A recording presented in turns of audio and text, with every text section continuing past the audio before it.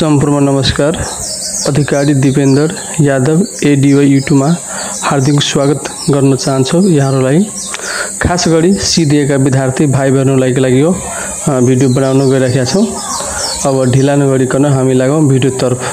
सबभन्दा पहिला हामीले के थाहा हुनुपर्ने हुन्छ, जीपीए भनेको के हो र लागौ अब जीपीए भनेको के हो।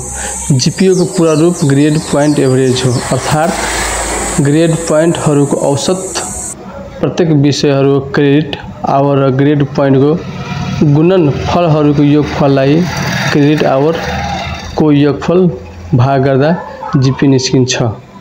यसलाई अंक मात्र लेखिन्छ। यसलाई लेटर ग्रेडमा र प्रतिशतमा व्याख्या गर्न मिल्दैन। अर्थात कसैले समग्रमा जीपीए 3.62 ल्याएको रहेछ भने उसको 90.5% आयो र ग्रेड ए प्लस छ भने भन्न मिल्दैन, किनकि यो विषयगत हुन्छ र यो प्रतिशतको आधारबाट व्याख्या हुन्छ। जस्तै अझै सरल भाषामा भन्दा प्रतिशतबाट लेटर ग्रेड निस्कन्छ र लेटर ग्रेडको आधारमा ग्रेड पॉइंट दिइन्छ। अर्थात प्रतिशत थाहा भएको खण्डमा मात्र लेटर ग्रेड निस्किन्छ, तर जीपीएबाट प्रतिशत निकाल्न नसक्ने भएकाले यसलाई लेटर ग्रेडमा व्याख्या गर्न नसकिएको हो।